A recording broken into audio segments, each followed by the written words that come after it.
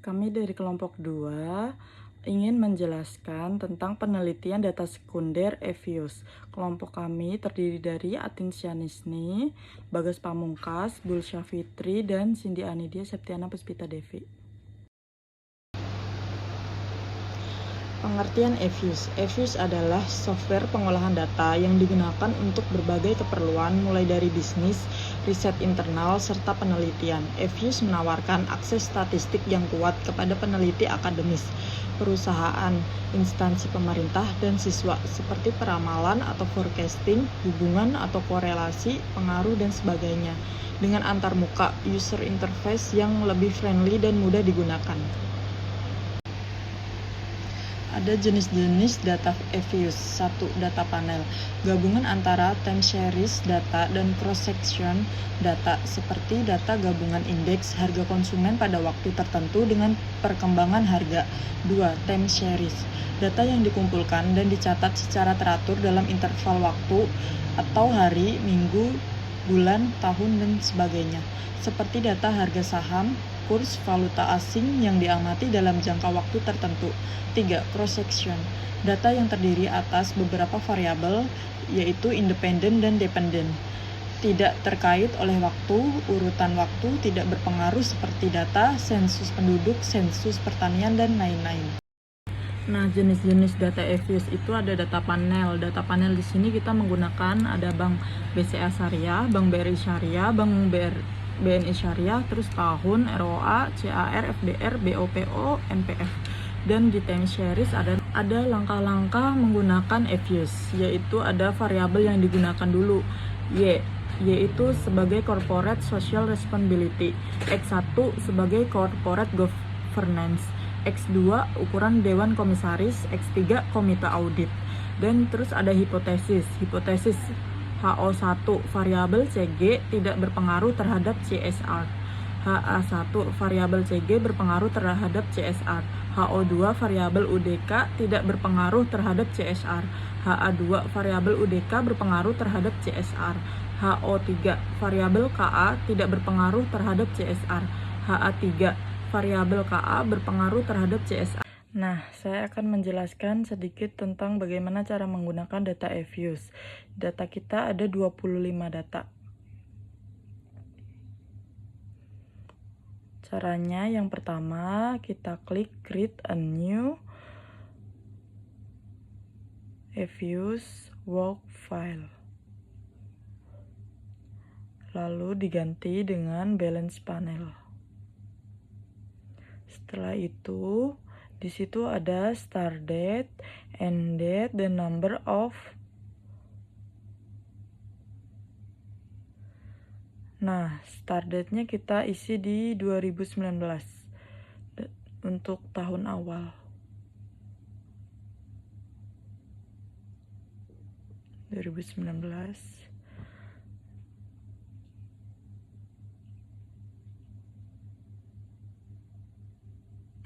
Untuk end date-nya kita isi di tahun akhir, yaitu di 2023.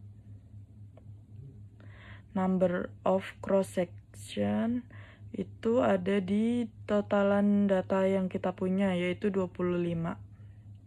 Kita klik OK. Nah, nanti datanya akan muncul. Setelah itu, kita klik bagian quick, empty. Nah, kita copy paste data yang kita punya tadi, yang 25 data. Kita copy paste dari Y sampai X3. Y, X1, X2, dan X3 kita copy paste.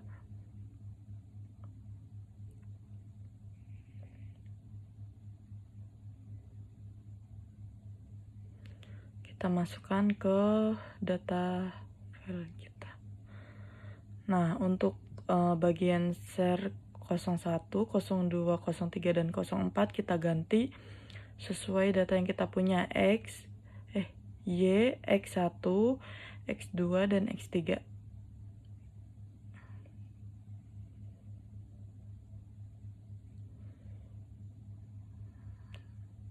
Setelah itu kita cek dulu datanya, masih belum berubah.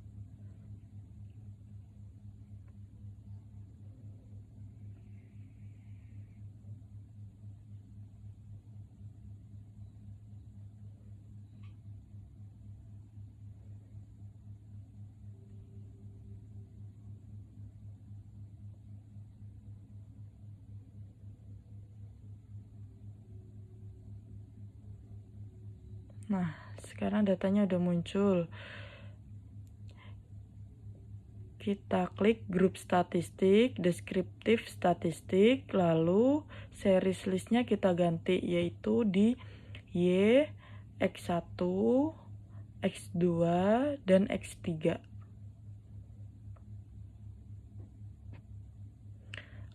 Lalu kita oke, kita yes. Nah, nanti datanya akan muncul seperti ini.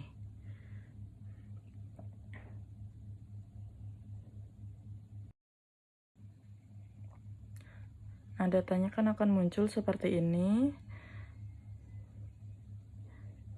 Sekarang bagian uji statistik deskriptif. Dalam uji statistik deskriptif menghasilkan deskripsi dari data yang digunakan sehingga menjadikan informasi lebih jelas dan lebih mudah untuk dipahami. Statistik deskriptif itu nanti akan muncul.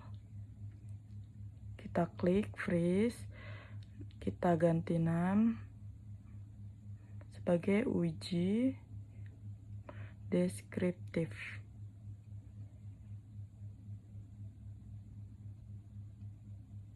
Kita oke. Nanti akan muncul di filenya itu uji deskriptif seperti ini.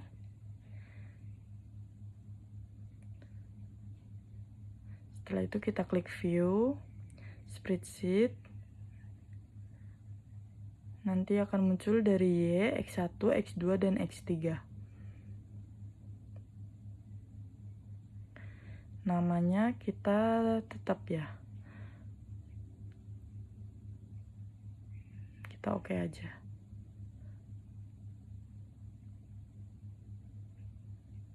Nanti akan muncul lagi grup 1.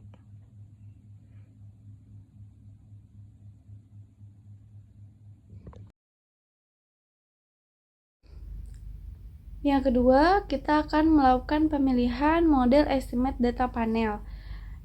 Model estimate data panel itu ada 3, di mana ada CHEM atau Common Effect, yang kedua ada FEM atau Fixed Effect, dan yang ketiga ada REM atau Random Effect. Yang pertama, CHEM atau Common Effect. Caranya yaitu, pertama kita klik quick terlebih dahulu. Nah, kemudian kita klik estimate equation. Nah, kita isi Y spasi C spasi X1, kemudian X2, kemudian X3. Setelah itu kita pindah ke panel option. Pada kolom cross section ini ada non, fixed, dan random, dimana non itu untuk CHEM, fixed untuk FEM, dan random itu nanti untuk REM. Nah, karena ini CHEM maka kita menggunakan non. Kemudian kita klik OK. Nah, ini hasil dari model estimate CHEM atau Common Effect. Selanjutnya kita simpan dulu, kita beri nama di bagian name, yaitu model underscore CHEM. Kemudian kita klik OK. Nah, setelah itu kemudian ini kita X aja. Selanjutnya yang kedua itu ada FEM atau Fixed Effect. Caranya yaitu sama, kita klik dulu quick, kemudian estimate equation. Nah, kita masukkan nih pada specification, kita masukkan Y spasi C spasi X1 spasi X2 dan spasi X3, sama kayak sebelumnya. Kemudian pada panel option, kita pada cross sectionnya kita pilih fixed karena ini FEM ya, Fixed Effect. Kemudian kita langsung klik OK. Nah, ini hasil dari model estimate frame. Ini sama ya, kita save dulu, kita klik name. Nah, kita masukkan namanya yaitu model underscore frame. Kemudian kita klik OK. Nah, setelah itu kita cancel aja ya teman-teman. Selanjutnya yang ketiga, model estimate frame atau random effect.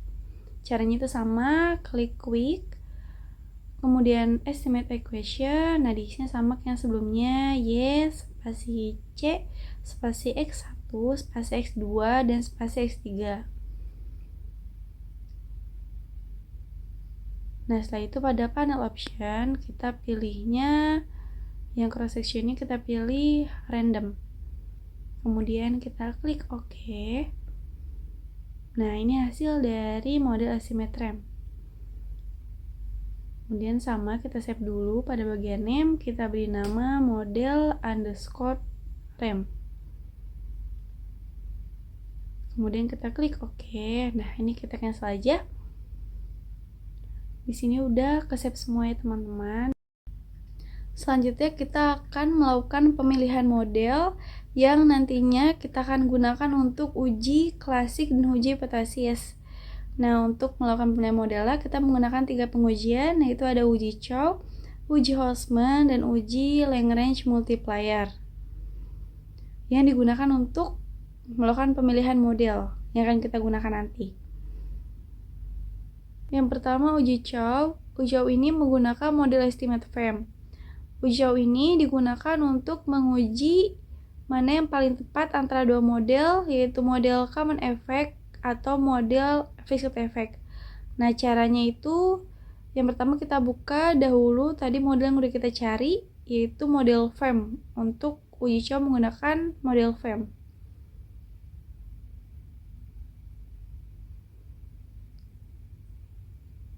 Kemudian kita klik view.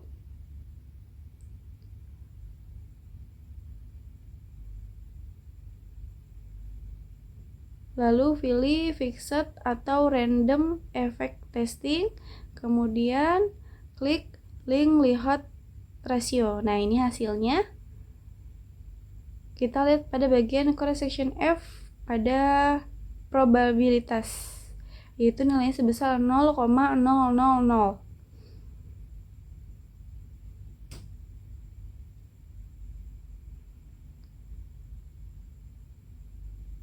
Nah, kita lihat pada hipotesisnya, di mana apabila yang terpilih common effect, maka nilai probabilitasnya itu lebih besar dari 0,5.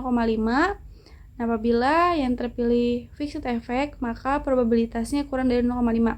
Ini kita lihat ya teman-teman, dari hasil tersebut, maka nilainya 0,000. Ini salah teman-teman harusnya yang atas, yang cross section F pada bagian probabilitas, yaitu 0,000. Nah, dari sini kita simpulkan bahwa dari uji Chow yang kita lakukan, maka yang terpilih adalah frame karena nilai probabilitasnya yaitu 0,00 yang berarti kurang dari 0,05. Selanjutnya kita freeze dulu, kemudian kita beri nama pada bagian name uji underscore Chow underscore Chem. Kemudian kita klik OK.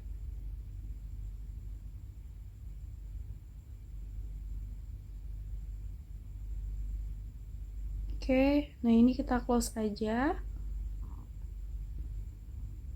Nah, yang ini kita ke estimate dulu, kemudian langsung kita klik OK aja.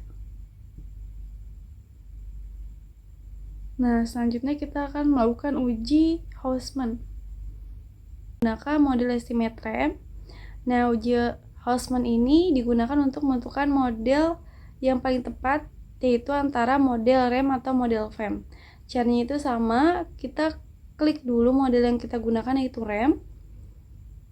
Kemudian kita klik view.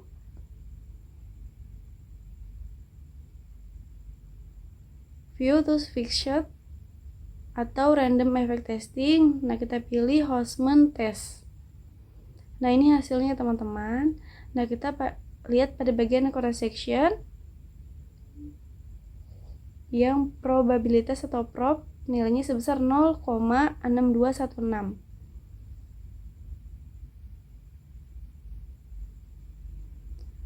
Nah, kita lihat hipotesisnya, di mana apabila kita menggunakan model RAM, maka nilai probabilitasnya itu lebih dari 0,05.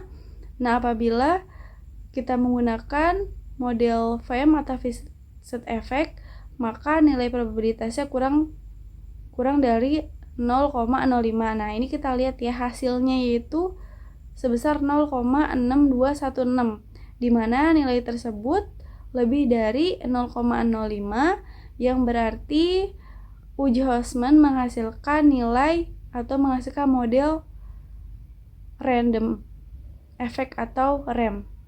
Kemudian kita freeze dulu ya teman-teman, lalu kita klik name, kita beri nama uji underscore Houseman underscore RAM. Kemudian kita klik OK. Nah, setelah tersimpan, yang ini kita estimate dulu ya teman-teman. Nah, setelah itu kita langsung klik OK aja. Selanjutnya kita melakukan uji Lagrange multiplier, yaitu ini menggunakan model estimate CHEM. Uji LM ini digunakan untuk menentukan model mana yang paling tepat, yaitu antara model CHEM atau model RAM. Caranya itu sama, kita klik dulu model yang kita gunakan, yaitu model CHEM.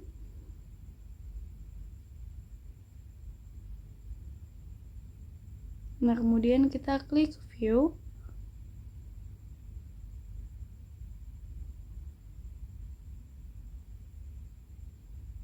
Kita klik fixed atau random effect testing, kemudian Lagrange multiplier. Nah, ini hasilnya. Kita lihat pada bagian cross section, yang pada bagian brush pegan, yang pada bagian kurung, yaitu nilainya 0,000.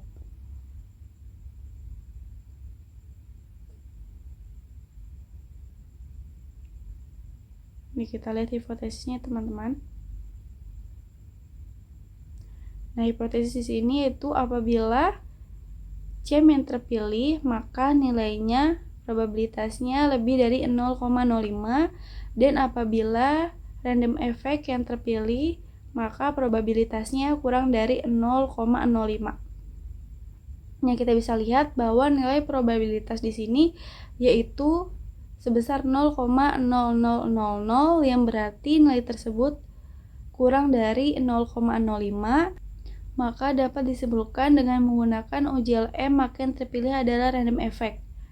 Kemudian selanjutnya kita freeze dulu teman-teman, kemudian kita beri nama uji underscore LM underscore RAM, kemudian OK.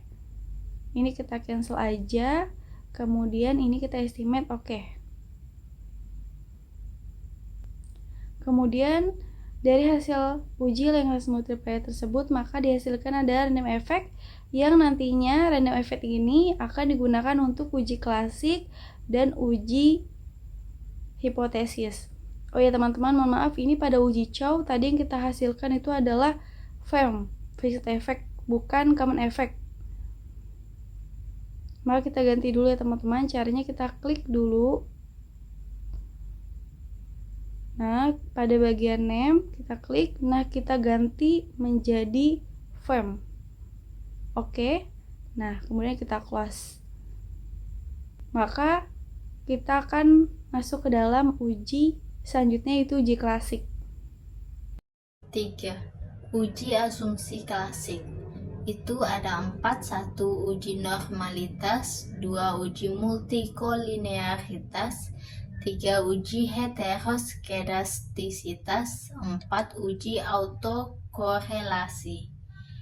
Yang pertama kita akan masuk ke uji normalitas. Uji normalitas dilakukan untuk melihat apakah dalam suatu model regresi variabel pengganggu atau residual memiliki distribusi normal atau tidak. Uji normalitas, kita akan masuk kepada Fuse-nya.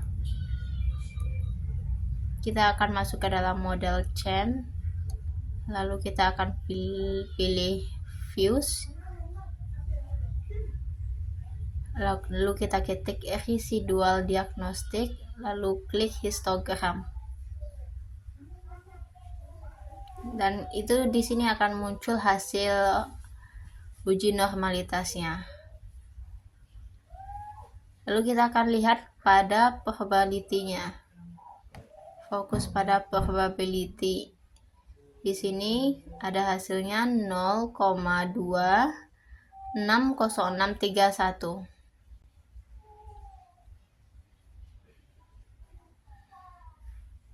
Untuk uji normalitas itu syaratnya adalah nilai probability harus lebih besar daripada 0,05, maka data berdistribusi normal.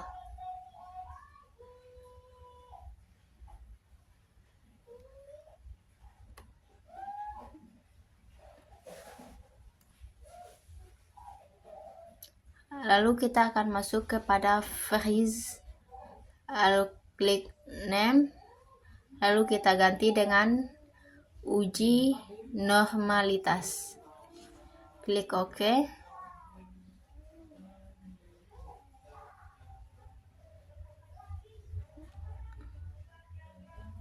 Oke, kita simpan, lalu kita close, lalu kita kembalikan.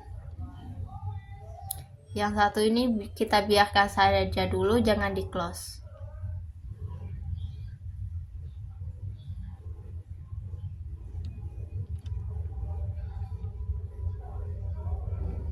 Lalu kita akan masuk kepada selanjutnya, yang kedua kita akan masuk dalam uji multikolinearitas. Untuk itu kita memerlukan cara untuk mengetahui ada atau tidaknya gejala multikolinearitas adalah dengan melihat nilai variance inflation factor. Apabila nilai tersebut kurang dari 10, maka dinyatakan tidak terjadi multikolinearitas.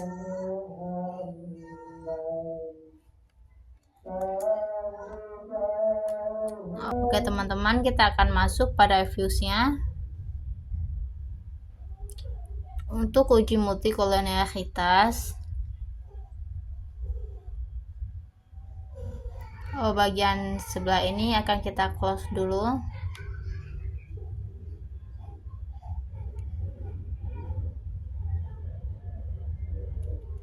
Untuk uji multikolinearitas, kita akan masuk ke file dulu, klik open, klik forensic, lalu akan muncul tampilan seperti ini.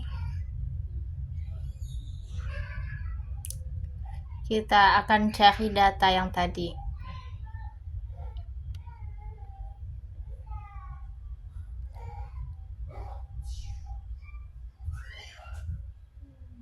Oke, kita open, tampilannya akan seperti ini.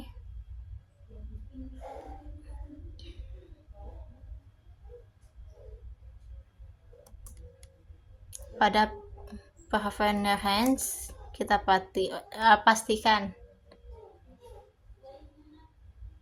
data yang tadi. Oke, kita next.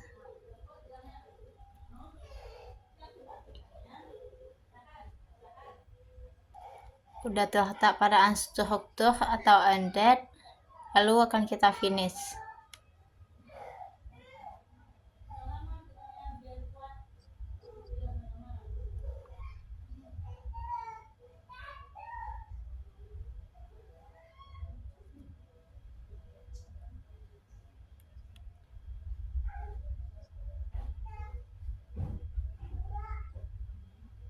Selanjutnya kita masuk ke dalam menu quick, pilih estimate equation, lalu kita ketikkan Y spasi C spasi X1 spasi X2 X3, kita sesuaikan dengan variabelnya, lalu klik OK. Maka akan muncul model estimate baru.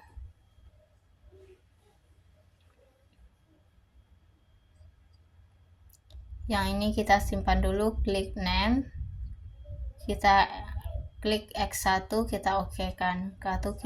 Lalu kita lihat file ini sudah tersimpan. Lalu kita klik X2 nya, dilanjut X2, klik name, ketik X2, lalu oke, close, klik X3, nah ganti nama jadi X3, oke, close, dan Y. Kita ganti namanya jadi variabel Y, oke. Nanti data tersebut akan tersimpan. Kita klik estimate as question, lalu kita ketik lagi Y, spasi C, spasi X1, X2, X3, lalu kita klik OK. Lalu akan muncul tampilan seperti ini.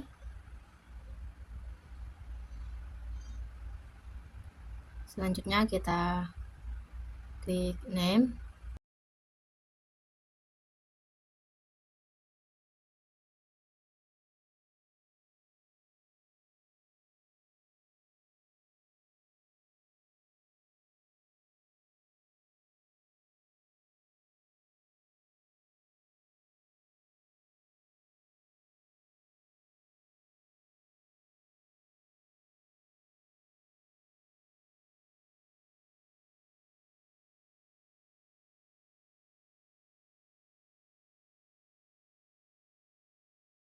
Lalu kita klik view, klik koefisien diagnostik, lalu klik variance inflation factor.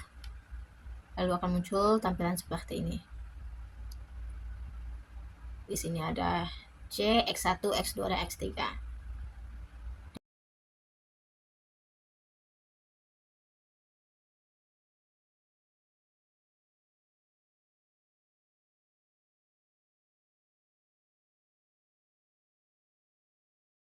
Di mana di uji multikolinearitas, nilai setiap variabel FIV lebih kecil dari 10, maka disimpulkan tidak mengalami multikolinearitas. Kita lanjut.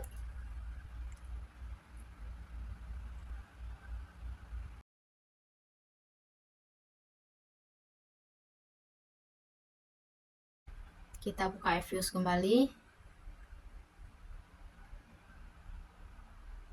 Kita klik phrase, ganti namanya. Kita tulis uji multikolinearitas. Lalu klik OK.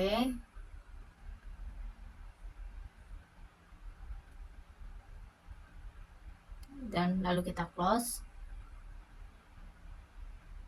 Lalu juga yang ini juga di close. Buka di estimate.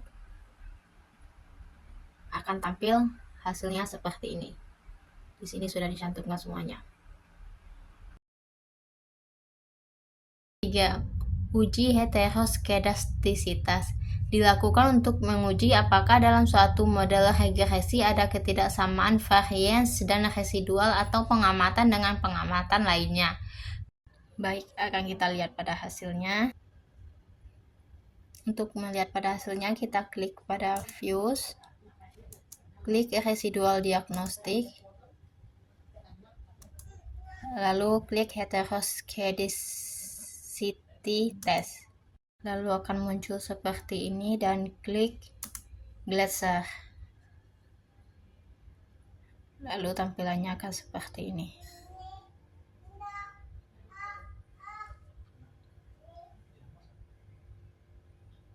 Klik phrase.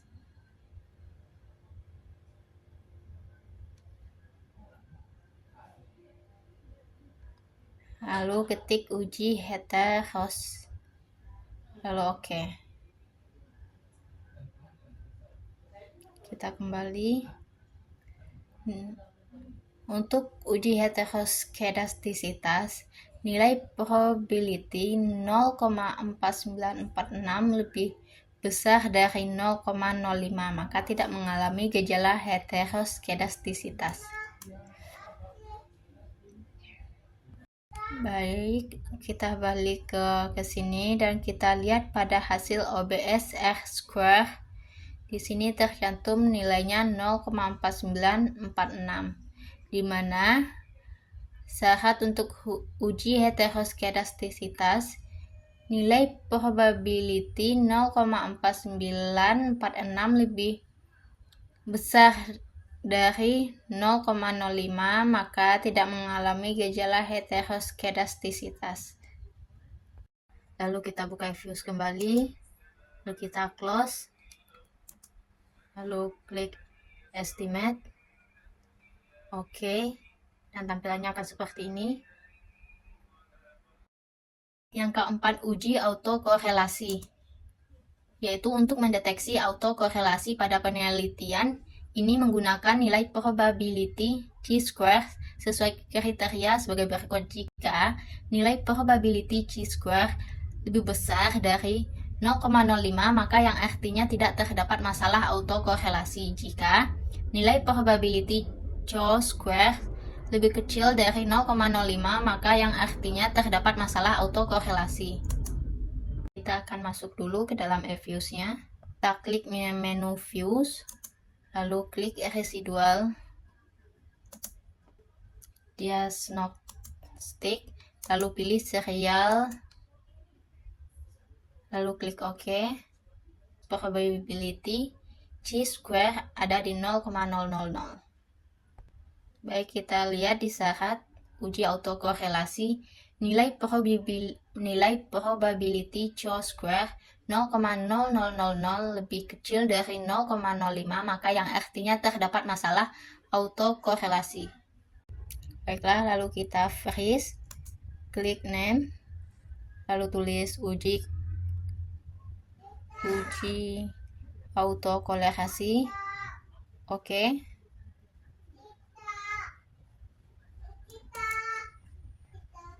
Lalu kita close, ini juga kita close. Udah selesai kita melakukan uji autokorelasi.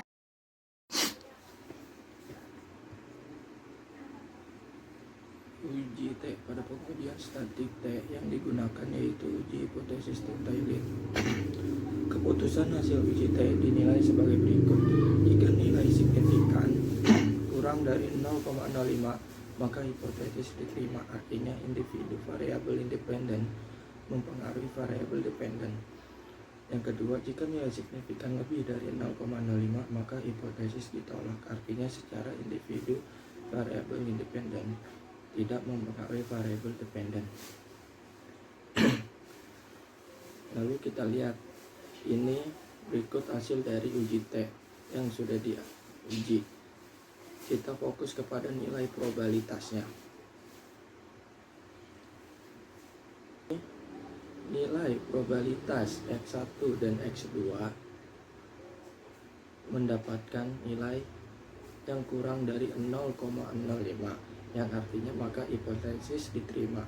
Artinya variabel X1 dan X2 mempengaruhi variabel Y, sedangkan X3 mendapatkan nilai 0,6438 lebih dari 0,05, maka hipotesis diterima, yang artinya variabel X3 tidak berpengaruh terhadap variabel Y.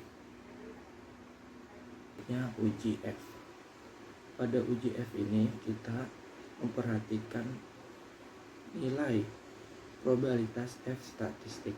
Nah, ada di bagian ini ya.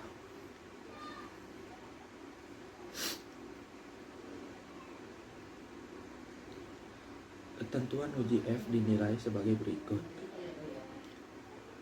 Jika nilai signifikan kurang dari 0,05 maka hipotesis diterima. Artinya secara simultan variabel independen mempengaruhi variabel dependen.